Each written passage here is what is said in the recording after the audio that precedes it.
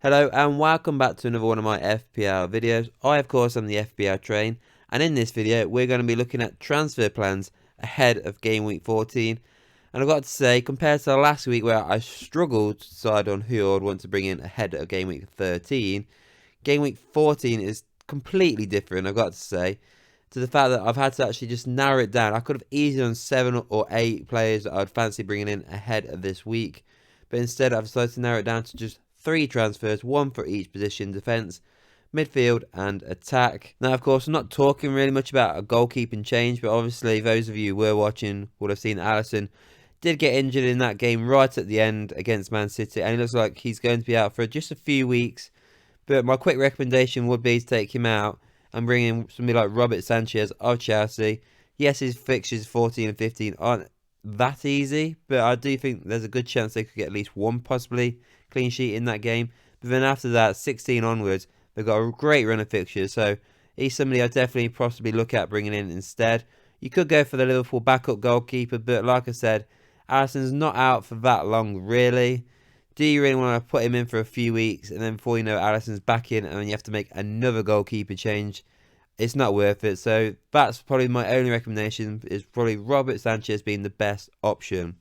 Now, before we go through the transfers I've got lined up ahead of game week 14, let's look back on 13 and the transfers I recommended for that game week.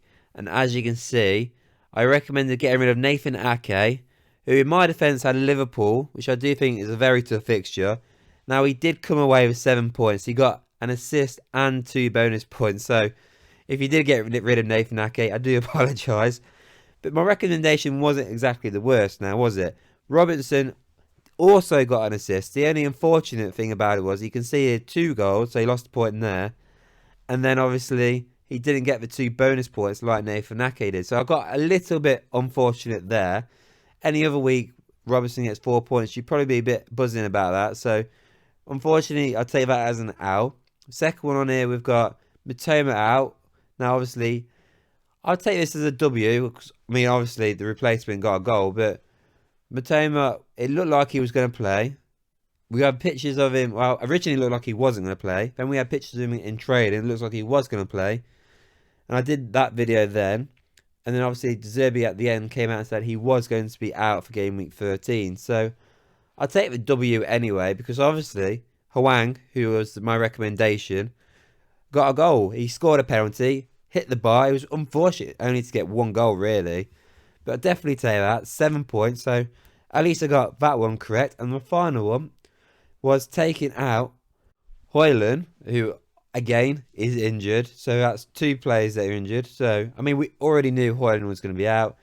Now, I would take this as a W because obviously Slanky did get obviously the 2 points. So you would have got more points than obviously Højlund. But the fact is, I reckon Slanky was going to get a brace. It wasn't Slanky who got the brace. It was somebody else. 3-0 Bournemouth beat Sheffield United. And Slanky didn't come away with anything. So, in my opinion, that is probably an L for me. I expected him to get 7 points like Hwang did. Didn't happen, unfortunate. And he only came away with 2 points. And especially when he's got a tough fixture now ahead of game week 14. So, that was an unfortunate one. So, I'd say that's 1 out of 3, which isn't great. I mean, you could say 2 out of 3, which does sound better, but I'm going to be a bit harsh on myself and give myself just a mark of 1 out of 3 there. So then, my first transfer I've got on here is taking out Matty Cash of Aston Villa. Now, it might seem a bit mental considering he's got Bournemouth in game week 14, but it is an away fixture. Now, why do we want to get rid of Matty Cash? Well, in game week 15, he's got Manchester City, which is a nightmare fixture, followed up with Arsenal. I mean, both of these games are at home, but I wouldn't be that confident of him keeping any clean sheets whatsoever in those 2 games. And then he also comes up against Brentford away in game week 17. Nightmare set of fixtures coming up. Obviously, 18 later on isn't too bad, but those 4 fixtures coming up, is it worth keeping Matty Cash for that long? I don't think so. He's also on 4 yellow cards as well. So 1 more yellow card and he'll be suspended anyway. So it's not worth holding him on any longer. And of course, he had a terrible, terrible game against Spurs in the last game week, where he did that nasty challenge on Bentancur. and then he got hooked off at half time, which is unfortunate really, because he was playing right wing for Aston Villa, which of course looked amazing for all of us who had him. But in the end, it turned out to be a complete and utter disaster. So I do think now is the best time really to get rid of Matty Cash. And the replacement, I reckon, will be, well, the best replacement in my opinion right now, it's got to be Livramento of Newcastle. Now, they do have a tougher fixture. They've got Man United at home for game week 14.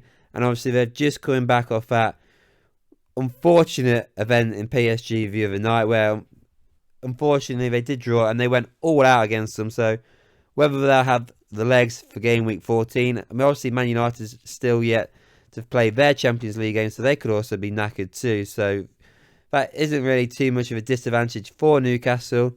But the reason why, obviously, Livramento, he's 3 million. He's an absolute bargain of a player right now. He has started the last 2 games now for Newcastle. He started in the PSG game, and of course, he started in the Chelsea game. So it looks like he is going to be the left back while Dan Burn is out injured. Was worried about it could be possibly Lewis Hall, but it looks like he's favouring Livramento. And the fixtures ahead, obviously, after Man United, they've got Everton away. Now, we did say last week you don't want to play Everton at Goodison Park right now, but Man United just played them and beat them 3-0. And I do think Newcastle currently are a better side than Man United, so I do think they'll do okay in that fixture. I mean, Everton struggle to score goals, so it makes it even easier to pick a Newcastle defender in that fixture. We've also then got Spurs away in 16, who have a lot of injuries at the minute. So it's a great time to play Spurs right now. And then game week 17, they do have Fulham at home, which is a nice fixture. And then after that, in 18 and 19, they do actually face Luton and Forest. So they've got a nice fixture run coming up. Livramento is a lot cheaper than Matty Cash, so you can put that money in other places as well as. He's not that highly owned at all, so he's literally 0.6% owned currently right now. I think he's going to be a great option. Somebody I'm looking at bringing ahead of bringing into my team, should I say, for game week 14. I think he'd be a great player and definitely somebody I'd recommend bringing in for game week 14. So with my midfield change in here, I've got Bowen out for Parma. Now, obviously, we got, well, those of you who had Bowen got mugged off last game week by David Moyes because it did look like, from what David Moyes was saying, he was going to be fit to play Burnley. So a lot of us expected him to play. The fact that he weren't even in the squad surprised a lot of us. So if you do have him, hold off for now in terms of making your transfer because you don't know if he's going to play in 14. He could well play in game week 14 against Crystal Palace. So definitely wait until you hear the press conference from David Moyes. Obviously, West Ham do have the midweek fixture in Europe, so we could get some more information there if he plays or not. If he does play, then we get obviously a clearer picture on game week 14. But if he is injured, I probably would say get rid of him. Spurs, I mean, yes, they've got a lot of injuries right now, but you know, it's a London derby. It's going to be a tight game, so I'd probably get rid of him. Yes, the 2 fixtures after that for West Ham are decent, but you could get something like maybe a Kudos in there, cheaper, who's definitely fit. So there is that as well. But the replacement I do have on here is Cole Palmer. Now his fixtures for 14 and 15 aren't exactly the best, being Brighton and Man United. But after that, they go on an amazing run. So obviously I've got on here Everton and Sheffield United coming up. But then after that as well, they've got Wolves, Crystal Palace, Luton and Fulham. That is a great run of fixtures. He's only 5.3 million still, so he's still an absolute bargain. And he's on penalties. He starts every game. It's a clear option to go for, even if, let's say, Bowen's fit against, obviously, Crystal Palace. Long-term wise, Palmer is the clear and better option. So with the striking options here, this was difficult in terms of who to take out, because a lot of people really have the same strikers, and there's a lot of strikers we don't really own, and there are some strikers we do own, or like just 4.5 million, so it's just difficult to make the option to take them out for Darwin Núñez. So I went with taking out Ollie Watkins, which is crazy when you look at it, because the guy's blanked 3 game weeks out of the last 13. He's got 7 goals and 8 assists. He's been unbelievable this season. But I'm going to go on a gamble, on a whim here, and say, get rid of him. Now, it is mental because he's got Bournemouth away in game week 14. So, if you want to hold off of that game week, yeah, I get it. But after that, 15's Man City, 16's Arsenal, and 17 is Brentford. He's not going to get many chances in those games. Yes, 2 of them are at home. The tougher 2 opponents. I just don't see it. I can't see being in this form all season. There's going to be a dip at some point. I'm going to gamble now and say it's going to come up now. Now, obviously, I do own him, and if I do decide to keep him, I obviously don't want that to happen. But he is somebody I'm seriously thinking about selling. He's so highly owned now as well, so I think it'd be possibly a great gamble to go for. But if you don't want to do that, I definitely recommend going for Alvarez, who's also highly owned and got some not the best fixtures, and obviously he's gone a bit quiet himself. But the replacement on here, I feel like it is a must at the minute. Darwin Núñez.